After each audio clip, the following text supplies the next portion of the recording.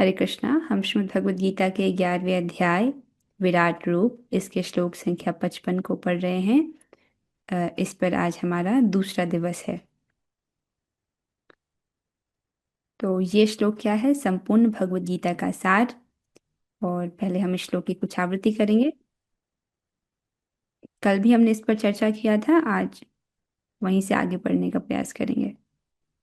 मत कर्म कृन् मत परमो, मत्कर्म कृन्मत्परमो। मद्भक्तः संगवर्जितः, मद्भक्तः सङ्गवर्जितः। निर्वैरः सर्वभूतेषु, निर्वैरः सर्वभूतेषु। यः स मामेति पाण्डव। यः स मामेति पाण्डव। बहुत सुंदर। बबीता माता जी। मत कर्म कृन् मत परमो, मत कर्म कृन्मत परमो। मद्भक्तः संगवर्जितः, मद्भक्तः संगवर्जितः। निर्वैरः सर्वभूतेषु, निर्वैरः सर्वभूतेषु। यः स मामेति पाण्डव। यः स मामेति पाण्डव। और अच्छे माधुरी माता जी। मत कर्म कृन् मत परमो, मत्कर्म कृन्मत्परमो। मद्भक्तः संगवर्जितः, मद्भक्तः सङ्गवर्जितः। निर्वैरः सर्वभूतेषु, निर्वैरः सर्वभूतेषु। यः स मामेति पाण्डव। यः स मामेति पाण्डव। और अच्छे, अब हम आगे बढ़ेंगे। यह श्लोक बहुत महत्वपूर्ण है, इसलिए इसको ध्यान पूर्वक सुनिएगा। 5 योग्यताएं बताई जा रही हैं। जिसके पास ये योग्यता है वो भगवान के धाम में भगवान की प्राप्ति कर सकता है। ठीक है। कई बार भक्तों को कुछ लोग निरुत्साहित कर देते हैं ये कहकर कि अरे तुम 64 माला जप नहीं कर रहे हो ना, तो तुम धाम नहीं जा सकते हो, भगवत धाम की प्राप्ति तुमको नहीं होगी, ऐसा लोग बोल देते हैं और भक्त बेचारे प्रभावित हो जाते, परेशान हो जाते हैं। यहाँ पर भगवान कहाँ कह रहे हैं 64 माला? और ध्यान देखिए, ये 5 योग्यता बोल रहे हैं जो जिसके पास ये है वो यह समाधि मामेति पांडव, वह मुझको प्राप्त होता है, मुझको प्राप्त करता है। तो भगवान क्या कहते हैं श्लोक में? हे अर्जुन, जो व्यक्ति सकाम कर्मों तथा मनोधर्म के कल्मश से मुक्त होकर, अर्थात भौतिकतावादी और जो मायावादी हैं इन लोगों की संगति से मुक्त होकर मेरी शुद्ध भक्ति में तत्पर रहता है, मद भक्तः, जो मेरे लिए ही कर्म करता है, मत कर्मकृत, जो मुझे ही जीवन का लक्ष्य समझता है, मत परमो, और जो प्रत्येक जीव से मैत्री भाव रखता है, निर्वैर सर्वभूतेषु, वह निश्चय ही मुझे प्राप्त करता है। इस प्रकार से भगवान ये 5 चीजें बोल रहे हैं। 5 चीजें दिख रहा है क्या है? मत कर्मकृत, पहला मेरे लिए ही कर्म करना, मत परमो, मुझे जीवन का परम लक्ष्य मानते हुए, मद भक्त, मेरी भक्ति में रत, और संग वर्जित, यहाँ पर जो असत संग है उसका त्याग करते हुए। इसमें सकाम कर्मी अर्थात जो भौतिकतावादी लोग हैं, जो इस जगत में धन उपार्जन के पीछे लगे रहते हैं या इस जगत में ही भोग विलास को ही सुख मानते हैं, उसमें लगे रहते हैं, और जिनकी भगवान की भक्ति में रुचि नहीं है, ऐसे सकाम कर्मियों का या भौतिकतावादी लोगों का संग नहीं करना, उनमें आसक्त नहीं रहना। और दूसरा है जो मायावादी लोग हैं, जो निराकार की उपासना करते हैं, ऐसे लोगों की संगति नहीं करना, संग वर्जितः। आज इसको थोड़ा हम और डिटेल में पढ़ेंगे। और जो नास्तिक हैं अर्थात जो कृष्ण के विरोधी लोग हैं, जो कृष्ण के विरुद्ध हैं, उनकी संगति का त्याग करना। निर्वैरः सर्वभूतेषु, सभी जीवों के प्रति निर्वैर, बैर भावना नहीं रखना, उनके प्रति द्वेष नहीं रखना। यह स मामेति पांडव, तो ऐसा जो है उसको मेरी प्राप्त, वो मुझे प्राप्त करता है, हे पांडव, हे अर्जुन। पांडव अर्थात पांडु के पुत्र अर्जुन जी को ही बोल रहे हैं। तो ये 5 चीजें हैं। और कल हमने मत कर्मकृत पढ़ा था। तो मत कर्मकृत जब हम कल पढ़ रहे थे तो उसमें क्या बोल रहे थे प्रभुपाद जी? 3 पॉइंट बोले गए थे। पहला तो जो कर्म का कर्म फल है उसको भगवान को अर्पित करना, उसके प्रति आसक्त नहीं रहना। अर्थात धन को भगवान की सेवा में लगाना। दूसरा, अर्चा विग्रह की सेवा में स्वयं को लगाना। ठीक है। और तीसरा, प्रभुपाद जी ने कहा था तुलसी महारानी की सेवा करना। तो ये तीन बातें हमने कल पढ़ी थी, जिसमें से एक पॉइंट जो है उसको थोड़ा और हाईलाइट करना था, वो हम नहीं पढ़ पाए थे। हम्म।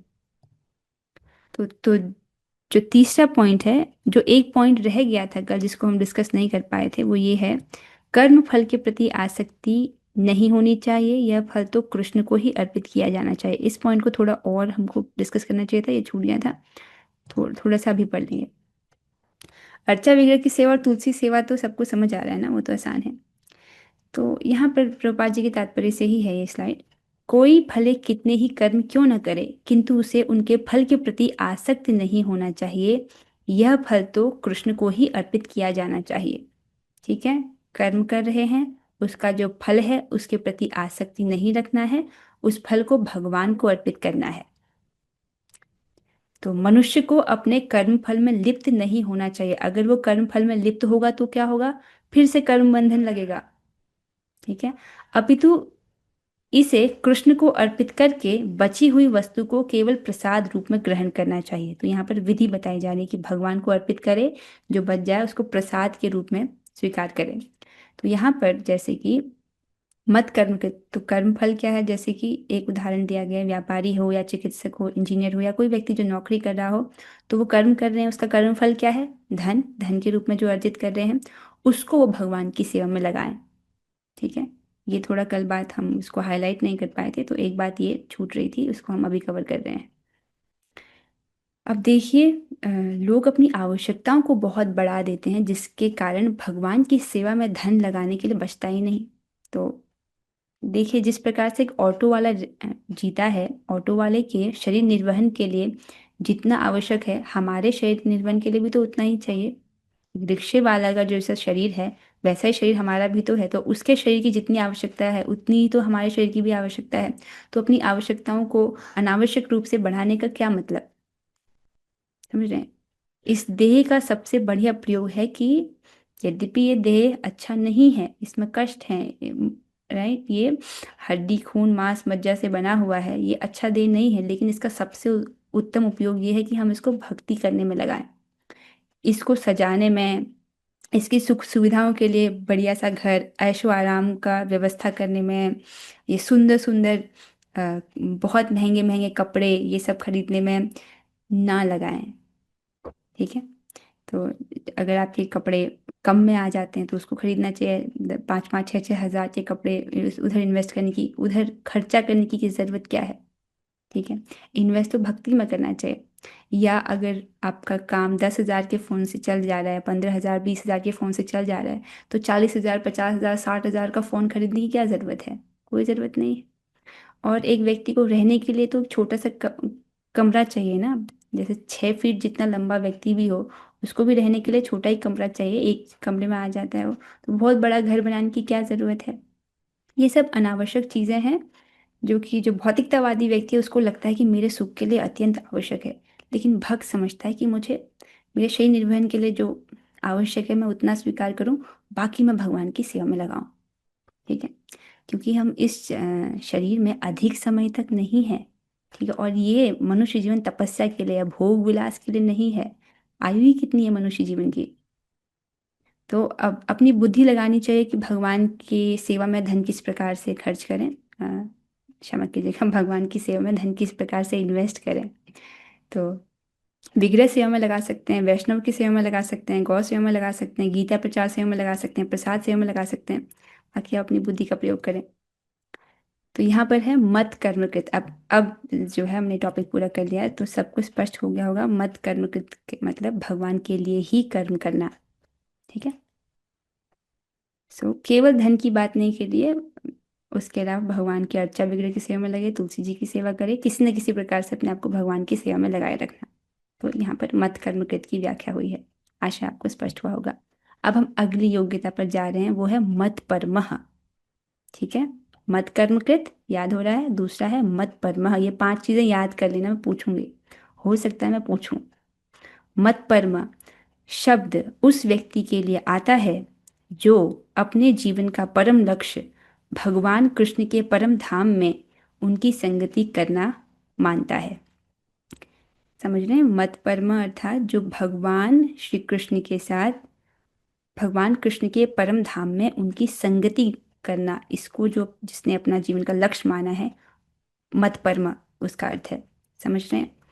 तो ये भी ठीक हो गया। आपका यही इच्छा है कि हम भगवान के धाम में भगवान की संगति करें, है कि नहीं?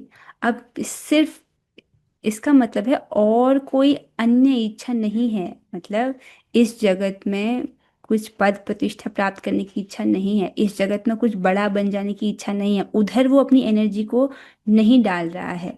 उसने सारी एनर्जी कहाँ लगा रहा है? वो इस दिशा में कि उसको भगवान के परम धाम में उनकी संगति करने को मिले, और अपना समय अधिक से अधिक वो इसी दिशा में दे रहा है। ये नहीं कि हाँ कृष्ण भी मेरे जीवन के लक्ष्य हैं और भी बाकी सब चीज़ें हैं, उधर भी सब जगह जो है हाथ डाले हुए हैं, दैट इज, ये नहीं बोला जा रहा। मतलब वो एकनिष्ठ हो गया है कृष्ण की प्राप्ति इस प्रकार से। ऐसा व्यक्ति चंद्र, सूर्य या स्वर्ग जैसे उच्चतर लोकों में अथवा इस ब्रह्मांड के उच्चतम स्थान ब्रह्मलोक तक में भी जाने का इच्छुक नहीं रहता। उसे इसकी तनिक भी इच्छा नहीं रहती, उसकी आसक्ति तो आध्यात्मिक आकाश में जाने की रहती है। देखिए इस चित्र को। तो शास्त्र से श्रवण करने के द्वारा अब आप ये अपने हृदय में स्पष्ट देखिए कि स्वर्ग जाने की इच्छा नहीं है, ना ही ब्रह्मलोक जाने की इच्छा है। क्यों?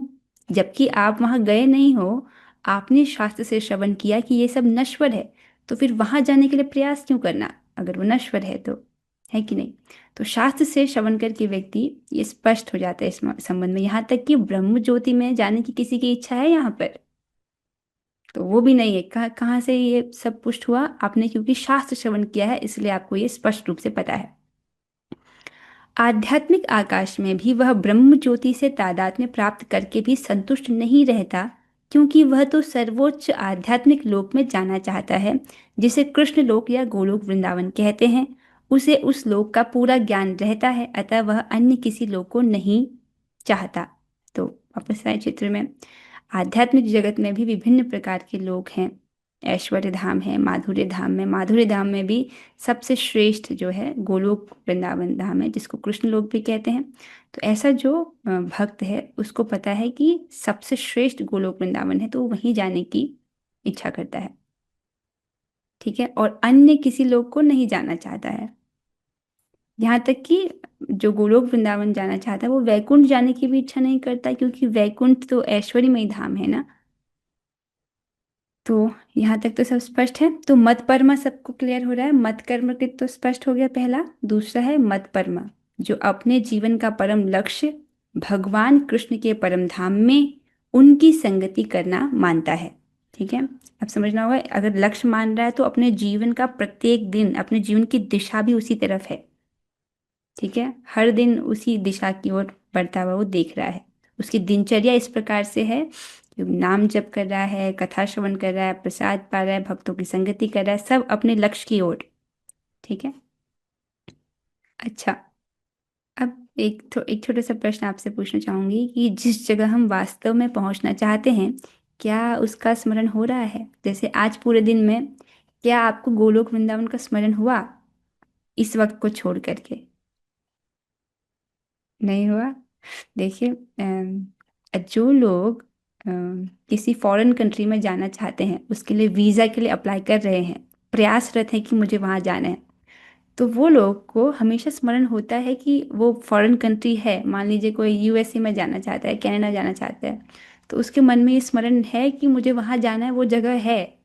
ठीक है? और हम लोग गोलोक वृंदावन जाना चाह रहे हैं और हम कितना स्मरण करते हैं कि वो है उधर। देख रहे हैं? इस चीज़ स्मरण करना चाहिए। तो जैसा कि मद्भक्त शब्द से सूचित होता है, वह भक्ति में पूर्णतया रत रहता है। विशेष रूप से अब यहाँ पर तीसरी चीज को बताया जा रहा है। मत कर्मकृत हो गया, मत परम हो गया, दोनों में टिक हो गया। ठीक है? अब ये मद भक्त का क्या अर्थ है? वह भक्ति में पूर्णतया रत रहता है। तो यहाँ पर नवधा भक्ति का वर्णन है। विशेष रूप से वह श्रवण, कीर्तन, स्मरण, पाद सेवन, अर्चन, वंदन, दास्य, सख्य और आत्मनिवेदन भक्ति के इन 9 साधनों में लगा रहता है। मनुष्य चाहे तो इन 9 साधनों में रत रह सकता है, अथवा 8 में, 7 में, नहीं तो कम से कम एक में तो रत रह सकता है। तब वह निश्चित रूप से कृतार्थ हो जाएगा। आप समझ रहे हैं इस चीज को? तो मद भक्त अर्थात नवदा भक्ति का जिस प्रकार से वर्णन है उस प्रकार से भगवान की भक्ति करना। ठीक है। और ये मुश्किल भी नहीं है। इस वक्त आप श्रवण भक्ति कर रहे हो और ये तो बड़ा आसान है, अपने घर में बैठे बैठे आप आराम से इसको कर पा रहे हो। तो इनमें से कम एक भी कर रहा है तो निश्चित रूप से कृतार्थ होगा। तो मद भक्त भी ठीक हो गया, मत कर्म के, मत परमो, मत भक्त, 3 योग्यताएं तो हो गई हैं। चलो ठीक है, आगे चलते हैं। फिर है संग वर्जितः, ये चौथा है, चौथी योग्यता है।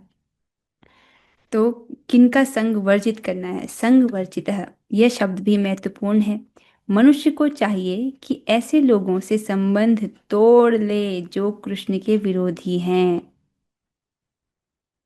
फिर से पढ़ रही हूं आपके लिए। मनुष्य को चाहिए कि ऐसे लोगों से संबंध तोड़ ले जो कृष्ण के विरोधी हैं। प्रभुपाद जी स्पष्ट आज्ञा दे रहे हैं यहाँ पर। न केवल नास्तिक लोग कृष्ण के विरुद्ध रहते हैं, अपितु वे भी हैं जो सकाम कर्मों तथा मनोधर्म के प्रति आसक्त रहते हैं। तो प्रभुपाद जी स्पष्ट कह रहे हैं यहाँ पर कि ऐसे लोगों से हमको संबंध तोड़ लेना है जो कृष्ण के विरोधी हैं। सो हो सकता है वो कोई नास्तिक व्यक्ति हो, नास्तिक व्यक्ति, या भौतिकतावादी व्यक्ति हो, या मायावादी व्यक्ति हो। नास्तिक भी भगवान के विरोधी हैं और भौतिकतावादी व्यक्ति भी भगवान के विरोधी इसलिए हैं क्योंकि वो भगवान की भक्ति में कोई रुचि नहीं रखते हैं। तो ऐसे लोगों की संगति करेंगे तो आपकी मति भ्रमित हो सकती है। ऐसे लोगों के लिए सक्सेस क्या है?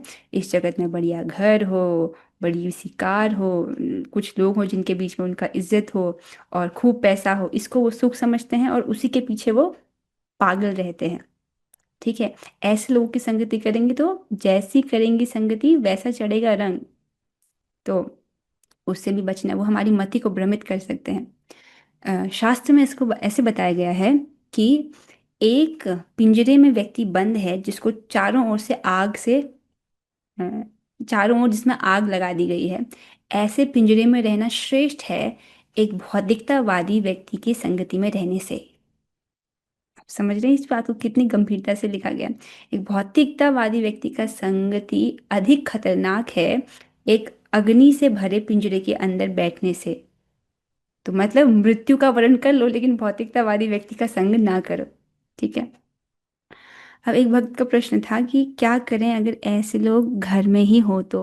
अगर आपके घर में ऐसे लोग हों जिनको भक्ति में रुचि नहीं है तो क्या करें? उनको प्रसाद खिलाएं। प्रभुपाद जी कहते हैं कि ऐसे चल करके प्रसाद खाते खाते जब उनका ये पुण्य फलीभूत होगा तब वो भक्त बनेंगे। आप उनकी सहायता कर सकते हो इस प्रकार से। दूसरा, उनके शब्दों से प्रभावित ना हो, मतलब वो जो कह रहे हैं भक्ति के संबंध में, जो भी आपको एडवाइसेस दे रहे हैं उसकी तरफ कान बंद कर लें। जैसे किसी को अपना ऑपरेशन कराना है, मतलब मान लीजिए किसी का हाथ कट गया है, ठीक है, उसको टांके लगवाने हैं। तो टांके लगवाने हैं, इसके लिए वो जो जूता सिलता है उस व्यक्ति की एडवाइस नहीं सुनता। समझ रहे हैं? तो जूता सिलने वाले व्यक्ति को कोई तजुर्बा नहीं है और वो क्या सिलेगा, क्या सिलेगा, वो ऑपरेशन कैसे करेगा?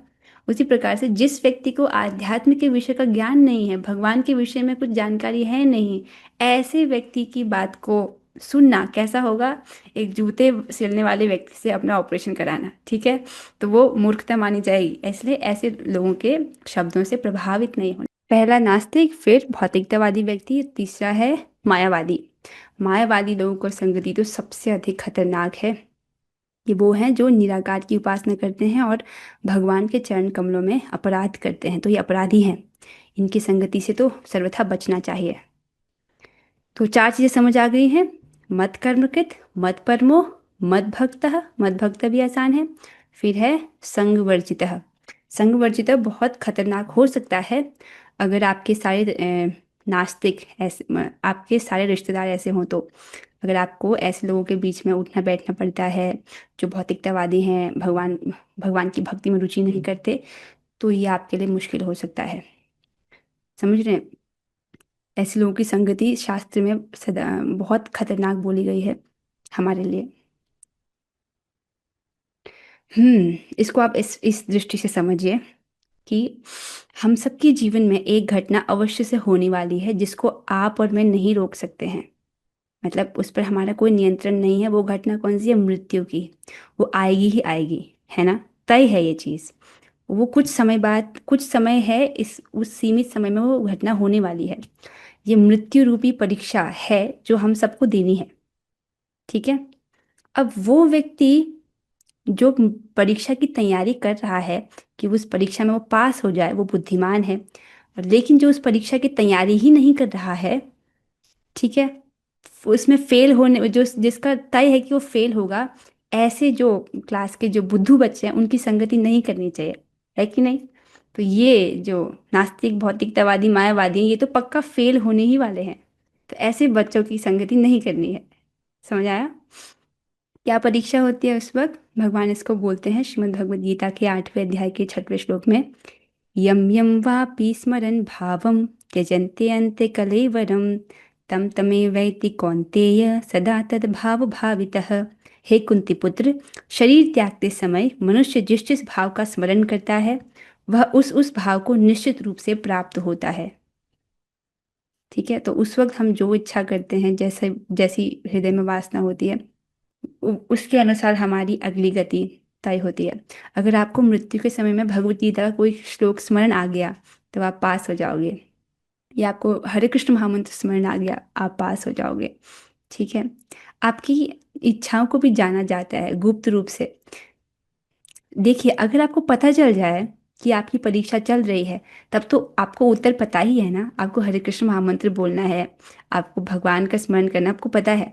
लेकिन प्रक्रिया गुप्त रखी जाती है, उस वक्त नहीं पता चलता है। इसीलिए हमको बोला जाता है कि हम सुबह से शाम तक 24 घंटे कृष्ण कॉन्शियस रहें।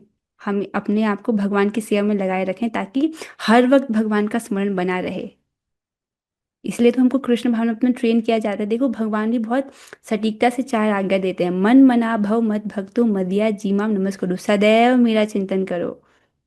भगवान बोलते हैं कि नहीं, ताकि हम पूरा समय जो है उनकी किसी न किसी सेवा में लगे रहकर उनका स्मरण करें।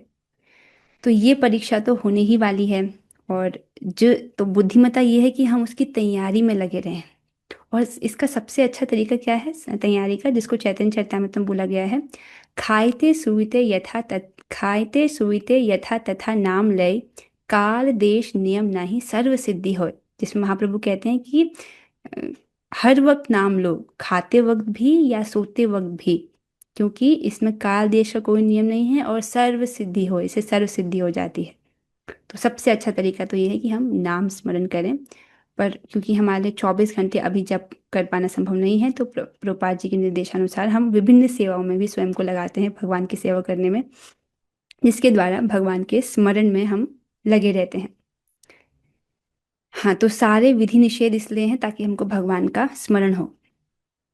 तो आप समझ रहे हैं कि जब वो परीक्षा होने वाली है तो ये नास्तिक व्यक्ति, भौतिकतावादी व्यक्ति और मायावादी व्यक्ति, ये तो पक्का फेल होने वाले हैं। आप समझ रहे हो? क्लास की कोई परीक्षा है जिसमें ये लोग फेल होने वाले हैं, तो ऐसे जो जो जो फेल होने वाले हैं उनकी संगति करना, ये तो बुद्धिमत्ता नहीं है ना। स्कूल में भी हम ये करते हैं कि जो फेल होने वाले हैं ऐसे बच्चों की संगति नहीं करते हैं। तो उनकी संगति से बचना चाहिए। इस चीज़ को आप फिल्टर कर लीजिए अपने हृदय में कि जब आप लोगों को की संगति करते हो तो आप चेक कीजिए कि मृत्यु के समय होने वाली जो घटना है उसकी जो तैयारी के लिए सामने वाला व्यक्ति तैयारी कर रहा है कि नहीं कर रहा है। अगर वो बुद्धिमान है तो पक्का तैयारी में लगा होगा। अगर वो बुद्धिमान नहीं है, तो अगर वो उस एग्ज़ाम की तैयारी नहीं कर रहा है, इसका मतलब वो अपना समय बर्बाद कर रहा है। हो सकता है वो आपका भी समय बर्बाद करे, इसलिए उसकी संगति नहीं करना। अतः भक्ति रसामृत सिंधु में 1.1.11 में शुद्ध भक्ति का वर्णन इस प्रकार हुआ है। तो शुद्ध भक्ति का वर्णन किस प्रकार से हुआ है? अन्याभिलाषिता शून्यम ज्ञान कर्माद्यनावृतम आनुकूल्येन कृष्णानुशीलनम भक्तिरुत्तमा। यहाँ पर उत्तमा भक्ति का वर्णन मिला है। इस श्लोक में श्रील रूप गोस्वामी जी स्पष्ट कहते हैं कि यदि कोई अनन्य भक्ति करना चाहता है तो उसे समस्त प्रकार के भौतिक कल्मश से दूर रहना चाहिए जो सकाम कर्म तथा मनोधर्म में आसक्त हैं। अन्य अभिलाषिता शून्यम, अन्य अभिलाषा से शून्य है। ज्ञान कर्मादि अनावृतम, और ज्ञान और कर्म मतलब जो ज्ञान मार्ग है, निराकार की उपासना, या जो कर्म मार्ग है, कर्म कांड है, उसमें उसको लिप्त नहीं होना चाहिए, इनसे बचते हुए। और ऐसी अवांछित संगति तथा भौतिक इच्छाओं के कल्मश से मुक्त होने पर ही वह कृष्ण ज्ञान का अनुशीलन कर सकता है, जिसे शुद्ध भक्ति कहते हैं। तो आनुकूलिन कृष्णानुशीलनम, यहाँ पर जो कृष्णानुशीलनम है उसको हम अभी तात्पर्य में समझेंगे। यहाँ पर समझाया जा रहा है कि जब वो इस प्रकार की अवांछित संगति से मुक्त होता है और भौतिक कल्मश से मुक्त होता है, भौतिक कल्मश अर्थात भौतिक इच्छाओं की जो कल्मश है, इस जगत में कुछ भी प्राप्त करने की इच्छा है, ये सब भौतिक कल्मश है, उससे जब वो मुक्त होता है तब वो भगवान के ज्ञान का अनुशीलन कर सकता है, और इसको ही शुद्ध भक्ति कहते हैं। जिसमें कृष्ण अनुशीलनम जो है ये भी बहुत महत्वपूर्ण शब्द है।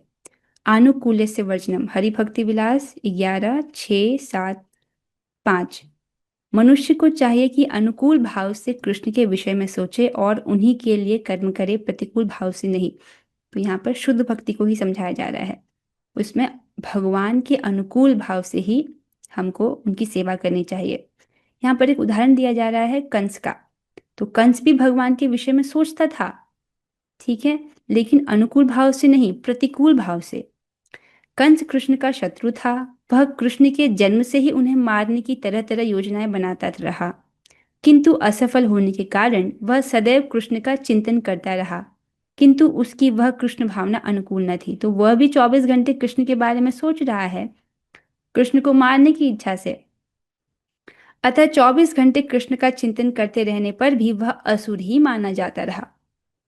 हाँ, समझ रहे, चिंतन तो भगवान का ही कर रहा है लेकिन अनुकूल भाव से नहीं कर रहा है, तो इसीलिए उसको असुर ही माना गया है, और अंत में कृष्ण द्वारा मार डाला गया।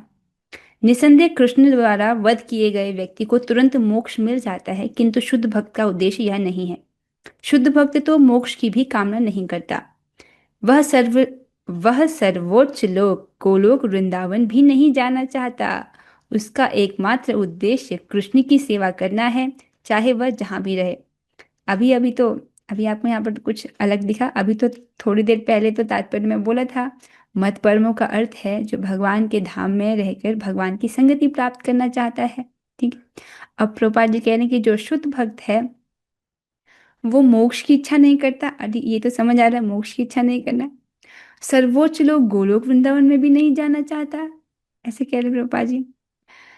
तो ऐसा क्यों? क्योंकि उसका एकमात्र उद्देश्य है कि वो भगवान की सेवा करना चाहता है। परम पूज्य श्री रूप गोस्वामी जी महाराज श्री श्री भक्ति रसामृत सिंधु में समझाते हैं कि देखिए, भगवान का धाम तो अपने आप प्राप्त हो जाता है ना, उसके लिए अलग से इच्छा करने की क्या जरूरत है। आप इच्छा कीजिए भगवान की भाव भक्ति की प्राप्ति की। अभी हम साधना भक्ति के स्तर पर हैं, ठीक है, साधना भक्ति के स्तर पर हैं, फिर भाव भक्ति का लेवल आता है, फिर प्रेमा भक्ति का लेवल आता है। भाव भक्ति के लेवल पर अ, भाव भक्ति कहाँ है देखिए, श्रद्धा, साधु संग, भजन क्रिया, अनर्थ निवृत्ति, निष्ठा, उसके बाद रुचि, आसक्ति, फिर भाव, भाव का स्तर आया, और फिर प्रेम का स्तर। तो भाव भक्ति के स्तर पर क्या होता है, जब व्यक्ति भाव भक्ति के स्तर पर पहुंचता है, जो कि साधना भक्ति का ही नेक्स्ट लेवल है, ठीक है, तब स्वतः ही भक्ति होने लगती है। फिर आपको प्रयास नहीं करना पड़ता भक्ति के लिए, उस पर उसको सांद्रानंद आनंद महसूस होता है, तब ऑटोमेटिकली उसकी भक्ति होने लगती है, स्वतः ही कृष्ण का स्मरण हो रहा है। तो और फिर भाव भक्ति के बाद प्रेमा भक्ति, ठीक है। तो रूप गोस्वामी महाराज कहते हैं कि भक्त को इच्छा करनी चाहिए कि वो भाव भक्ति को प्राप्त करे, ठीक है। सो भक्त का एकमात्र उद्देश्य होता है कि वो कृष्ण की सेवा करना चाहता है, चाहे वो जहां भी रहे। जब तक इस देह में है तब भी सेवा करनी है, और जब यह देह हमको छोड़ करके जो दिव्य देह प्रदान किया जाएगा, अ, उसमें भी हमको भगवान की सेवा ही करनी है। तो उसका ध्यान रहता है कि मुझे भगवान की सेवा करनी है, इस ओर फोकस रहता है। ये फोटो आप समझ ही रहे हैं, कंस भगवान के बारे में हमेशा सोच रहा था, लेकिन अनुकूल भाव से नहीं, प्रतिकूल भाव से। तो इस प्रकार से करना भी उचित नहीं है। हमको अनुकूल भाव से, भगवान के अनुकूल भाव से ही उनकी सेवा करनी है, उनका स्मरण करना है। कृष्ण भक्त प्रत्येक से मैत्री भाव रखता है। तो यहाँ पर समझ आ रहा है कि मद भक्त क्लियर है और संग वर्जिता क्लियर है। अब पांचवा चीज बताया जा रहा है, निर्वैर सर्वभूतेषु, सभी जीवों के प्रति मैत्री भाव रखना, किसी से भी बैर का भाव नहीं रखना, उसको समझाया जा रहा है। तो कृष्ण भक्त प्रत्येक से मैत्री भाव रखता है, इसीलिए यहाँ उसे निर्वैरः कहा गया है, अर्थात उसका कोई शत्रु नहीं होता। निर्वैरः अर्थात जिसका कोई शत्रु नहीं है। यह कैसे संभव है? तो कृष्ण भावनामृत में स्थित भक्त जानता है कि कृष्ण की भक्ति ही मनुष्य जीवन की समस्त समस्याओं से छुटकारा दिला सकती है। आप समझिए इस चीज को। हम्म तो जो व्यक्ति कृष्ण भावनामृत में स्थित है, ऐसा भक्त जानता है, क्या जानता है? कि कृष्ण की भक्ति ही मनुष्य जीवन की समस्त समस्याओं से छुटकारा दिला सकती है, और इस बात का उसको व्यक्तिगत अनुभव भी होता है। जैसे भक्ति में आने के बाद क्या हमको एक क्लियर नहीं हुआ कि जीवन का उद्देश्य क्या है?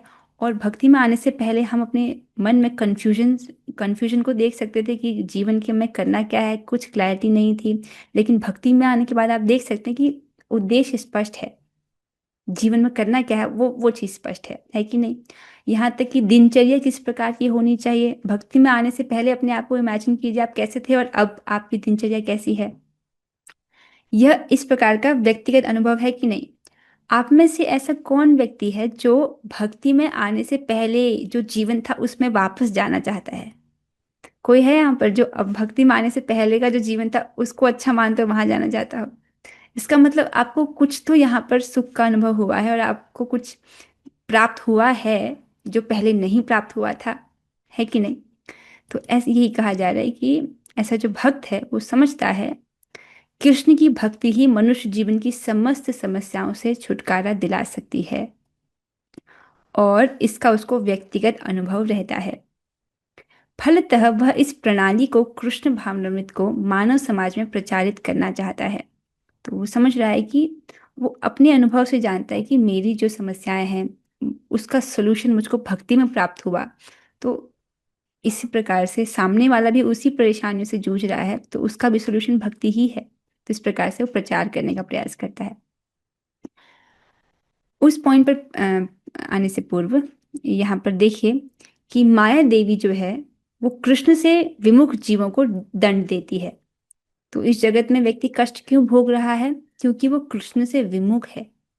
तो माया देवी की सेवा है कि ऐसे जो कृष्ण से विमुख जीव है उनको दंड दे, और वो दंड देती ही रहती है। तो इस जगत में परेशानी लगी रहती है, किसी का दांत दर्द था वो ठीक हुआ, फिर कमर दर्द हो गया, वो ठीक हुआ, अब फिर कोई और परेशानी आ गई है। तो एक के बाद एक परेशानी लगी ही रहती है भौतिक जीवन में। तो ये माया देवी जो है किसी न किसी प्रकार से दंड देती रहती है। तो जब तक व्यक्ति भगवान के शरणागत नहीं होता तब तक उसके दुख को हम थोड़ा सा भी कम नहीं कर सकते। तो सामने वाला व्यक्ति दुखी है, चाहे हम कुछ भी कर लें, जब तक वो भगवान के प्रति शरणागत नहीं होता तब तक हम उसका जो दुख है उसको कम नहीं कर सकते। तो इसलिए सोल्यूशन क्या है कि वो भगवान की शरण ग्रहण करे। इस बात को भक्त समझता है, इसीलिए वो प्रचार करने का प्रयास करता है कृष्ण भावनामृत का। तो इसी प्रकार, एक मिनट, हाँ, तो यहाँ पर निर्वैर सर्वभूतेषु को समझिए, अर्थात उसका कोई शत्रु नहीं होता। तो अगर हम किसी से बैर भाव रख रहे हैं तो वो कैसा होगा? एंकर जैसा, समझ रहे हैं? नाव है, नाव में अगर नाव से कहीं जाना है उसमें एंकर लगा हुआ है, वो साइड में ही है, गड़ा हुआ है एंकर। तो नाव अब कितना भी पतवार चलाओ आगे नहीं बढ़ेगी। तो अब किसी के प्रति बैर भावना रखे हुए हैं तो भगवान का धाम कैसे प्राप्त होगा? ये तो एक योग्यता है कि नहीं, पांच योग्यता में से एक। तो इसका अर्थ एक ये है कि जो द्रोह कर रहा है आपसे उससे भी द्रोह नहीं करना। जैसे यहाँ पर उदाहरण दिया गया है, स्वप्न में जिससे झगड़ा कर रहे हैं हो सकता है जागृत जीवन में वो आपका मित्र हो। तो कभी हम स्वप्न में हैं, आपने स्वप्न देखा ही होगा, स्वप्न पर हमारा कोई नियंत्रण नहीं होता है, वो दृश्य जो है चलते रहते हैं चलते रहते हैं। लेकिन जब हम स्वप्न से उठते हैं तब हमको पता चलता है अरे ये तो स्वप्न था, मैं तो फालतू में सब चीज़ों को सीरियस लिए हुए था। उसी प्रकार से ये जो जगत है जिसमें हम रह रहे हैं ये भी स्वप्नवत है, ये असली नहीं है।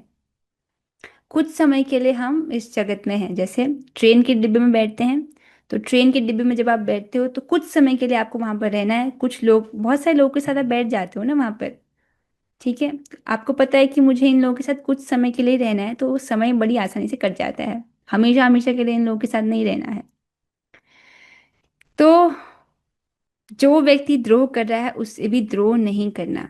तो कम से कम मन में बैर भावना तो नहीं रखना, लेकिन इसका हमको अभ्यास करना है। हो सकता है कि कोई आपको सामने से गलत बोल दे, आपको फिर बुरा लगे। ठीक है, बुरा लग रहा है, लेकिन उसके लिए बुरा नहीं सोचना। इसका गलत हो जाए, इसका बुरा हो जाए, ये सब नहीं सोचना। ठीक है। जैसे यहाँ पर देखिए, स्टैंडर्ड सेट किया जा रहा है कि किस प्रकार से भक्तों ने इसको करके दिखाया है। क्या हरिदास ठाकुर जी को मुसलमान पीट रहे थे तो क्या उन्होंने उनके प्रति द्वेष किया? हरिदास ठाकुर जी को, जो कि भगवान के शुद्ध भक्त हैं, प्रतिदिन 3 लाख हरिनाम जपते हैं, तो उस समय के जो मुसलमान शासक था उसने आज्ञा दी थी कि तुम हरिनाम छोड़ दो वरना तुमको 22 बाजारों में पिटवाया जाएगा। तो हरिदास ठाकुर ने कहा, मेरे अंग, मेरे जो शरीर है उसके अंग टुकड़े टुकड़े कर दो, तब भी प्रत्येक अंग से हरे कृष्ण महामंत्र ही निकलेगा। उन्होंने हरे कृष्ण महामंत्र जपना नहीं छोड़ा। तो फलस्वरूप जो अ, मुसलमान शासक था 22 बाजारों में उसने हरिदास ठाकुर जी को पीटने का आदेश जारी करवा दिया। अब जब तो जो मुसलमान शासक के जो व्यक्ति थे वो हरिदास ठाकुर जी को पीट रहे थे, उनकी रक्षा के लिए सुदर्शन भी आया। ठीक है, लेकिन हरिदास ठाकुर जी ने सुदर्शन से प्रार्थना कर लिया कि नहीं, आप इनको कुछ क्षति मत पहुंचाइए, ये नहीं जानते कि ये क्या कर रहे हैं। तो उन्होंने उनके प्रति द्वेष नहीं किया। ठीक है। तो वो ऐसा भगवान से कह सकते थे कि मैं तो आपका 3 लाख हरे कृष्ण महामंत्र जप करता हूँ, आप मुझे ये सब क्यों दुख दे रहे हो, जबकि आप समझ रहे। लेकिन वो ऐसा कुछ भी नहीं कहते हैं। उनकी सुरक्षा के लिए सुदर्शन आता है, लेकिन वो सुदर्शन से प्रार्थना कर लेते हैं और उन लोगों की रक्षा करने के लिए ही कहते हैं। तो उनके प्रति वो द्वेष नहीं करते हैं। तो दूसरा उदाहरण देखिए, क्या चित्रकेतु महाराज ने दुर्गा जी के प्रति द्रोह किया? चित्रकेतु महाराज, जो कि भगवान शंकरशन के भक्त हैं, जिनको दुर्गा देवी जी ये श्राप दे देती हैं कि तुम अगले जन्म में राक्षस बन जाओ, असुर, वो वृत्तासुर के रूप में उनका अगला जन्म होता है। ठीक है। तो उस ये श्राप दे दिया जाता है उनको, लेकिन क्या उन्होंने ये श्राप सुन करके दुर्गा जी के प्रति कोई द्रोह किया, कुछ प्रतिकार किया? नहीं, मुस्कुराए, उन्होंने प्रणाम किया, श्राप को स्वीकार किया और वो वहां से चले गए। क्या अम्बरीश महाराज ने दुर्वासा मुनि के प्रति द्रोह किया? दुर्वासा मुनि जी आए थे, वो जब उन्होंने देखा कि अम्बरीश महाराज जी ने जल की एक बूंद ग्रहण करके अपना व्रत खोल दिया है उनके आने से पूर्व, तो इस छोटी सी बात से वो इतना कुपित हो गए कि अपने बालों की लट से एक कृत्या को उत्पन्न कर दिया अम्बरीश महाराज को जान से मारने के लिए। ये जानते हुए भी अम्बरीश महाराज वहां पर निर्भय होकर खड़े रहे और सुदर्शन आया। ठीक है, लेकिन अम्बरीश महाराज जी ने दुर्वासा मुनि के प्रति कोई द्रोह नहीं किया, ये नहीं कहा कि इनका बुरा हो जाए। और फिर 1 साल तक जब दुर्वासा मुनि पूरे ब्रह्मांड में घूमते रहे, सुदर्शन चक्र दुर्वासा मुनि जी के पीछे लगा हुआ है। ठीक है। उसके भय से दुर्वासा मुनि भागे जा रहे हैं। 1 साल लग गए इस पूरी प्रक्रिया में। तब तक अम्बरीश महाराज जो हैं उन्होंने कुछ भोजन नहीं किया है। 1 साल तक वो इंतजार कर रहे हैं अपने अतिथि के घर आने का। अब 1 साल बाद जब दुर्वासा मुनि वापस आते हैं और अम्बरीश महाराज जी से क्षमा मांगते हैं, तो वो सुदर्शन जी से यही प्रार्थना करते हैं कि आप इनको, इन पर कृपा कीजिए, आप इनको और कष्ट ना दीजिए। उनके भले के लिए ही बोलते हैं, उनके प्रति द्रोह नहीं करते। तो शास्त्र में स्टैंडर्ड तो बहुत हाई रखा गया है। ठीक है। तो ये तो हम समझ रहे हैं कि सामने वाले के प्रति भले वो आपके साथ बुरा बर्ताव करे, उसके लिए बुरा नहीं चाहना है। ठीक है। और लेकिन एक और चीज़ है, प्रभावित नहीं होना है। तो इस चीज़ का हमको थोड़ा अभ्यास करना पड़ेगा। कोई कहे माता जी इसने मेरे को गलत बोला है, मेरी खूब निंदा की है, मुझे कुत्ता बोला है, ये सब बोला है, तो उसने गलत बोला तो आप उससे गलत हो थोड़ी जाते हो, हैं? तो किसने कुत्ता बोल दिया तो आप कुत्ता बन थोड़ी जाते हो, आप कुत्ते हो थोड़ी। तो ऐसे तो इस जगत में हर किसी का वाचो वेगम नियंत्रित नहीं है। आप समझ रहे हो, जो भक्ति कर रहा है वो वाचो वेगम, अपनी वाणी के वेग को नियंत्रित करने का अभ्यास कर रहा है, इसीलिए उसका कुछ वाणी पर नियंत्रण है। लेकिन जो लोग अभक्त हैं, भौतिकतावादी व्यक्ति लोग हैं, उसका तो वाणी पर कोई नियंत्रण नहीं है ना, वो तो कुछ भी बोल सकता है अपने मुख से। हम ऐसे अगर भौतिकतावादी व्यक्तियों के साथ हैं जिनका वाणी पर नियंत्रण नहीं है, वो कुछ भी बोलेंगे, तो क्या आप हर बात से अपने आप को व्यथित करने वाले हैं? जैसे जंगल में हाथी, ऊंट, चिंग आप आवाजें कर रहे हैं, तो क्या आप उससे प्रभावित होते हैं? जंगल में कुत्ते भौंक रहे हैं, उससे आपको कुछ फर्क पड़ता है? उन शब्दों का कुछ मतलब है? उसी प्रकार से जो भौतिकतावादी व्यक्ति है, वो एक पागल की भांति है। उसके हंसने, उसके रोने का कोई मतलब नहीं है। वो कुछ भी मूर्खतापूर्ण बातें कर रहा है, उससे प्रभावित नहीं होना है। ठीक है, इसका हमको अभ्यास करना है। ठीक है, हमको मतलब हम सबको, मुझको भी। हाँ, तो आई होप आपको स्पष्ट हुआ होगा। स्टैंडर्ड बहुत हाई है। अरे 9 बज गए हैं। ठीक है, इससे आगे फिर हम कल पढ़ेंगे, थोड़ा सा ही है, 5 मिनट में हो जाएगा। पढ़ लेते हैं। पढ़ लें, आप लोग की क्या राय है? पढ़ लें? अच्छा ठीक है, पढ़ लेते हैं। तो फलतः वह इस प्रणाली को, कृष्ण भावनामृत को मानव समाज में प्रचारित करना चाहता है। जब वो समझता है कि समस्त जो समस्याएं हैं उससे छुटकारा प्राप्त किया जा सकता है भगवान की भक्ति द्वारा, तब वो भक्ति का ही प्रचार करना चाहता है। फिर मानव समाज में प्रचारित करना चाहता है। भगवत भक्तों का इतिहास साक्षी है कि ईश्वर चेतना का प्रचार करने के लिए कई बार भक्तों को अपने जीवन को संकटों में डालना पड़ा। सबसे उपयुक्त उदाहरण जीसस क्राइस्ट का है। उन्हें अभक्तों ने शूली पर चढ़ा दिया, किंतु उन्होंने अपना जीवन कृष्ण भावनामृत के प्रचार में उत्सर्ग किया। निस्संदेह यह कहना कि वे मारे गए ठीक नहीं है। तो यहाँ पर जब व्यक्ति समझ रहा है कि जीवन की समस्त समस्याओं का समाधान है भक्ति करना, कृष्ण भावनामृत को अपनाना, तो व्यक्ति प्रचार करता है। तो ऐसे बहुत से भक्त हैं जिन्होंने प्रचार कार्य किया और उसमें उन्होंने कई जोखिम भी उठाए, जिसमें यहाँ पर एक उदाहरण दिया गया है जीसस क्राइस्ट का। तो अभक्तों ने उनको सूली पर तक चढ़ा दिया था, तब भी उन्होंने उनके प्रति द्रोह नहीं किया। ठीक है, वो भगवान से यही प्रार्थना करते रहे कि आप इनको क्षमा कर दीजिए, ये नहीं जानती कि ये क्या कर रहे हैं। तो आप समझ रहे हैं, जो भौतिकतावादी व्यक्ति हैं उनकी संगति नहीं करना है, पर इसका मतलब ये नहीं है कि हम उनके प्रति द्वेष करें।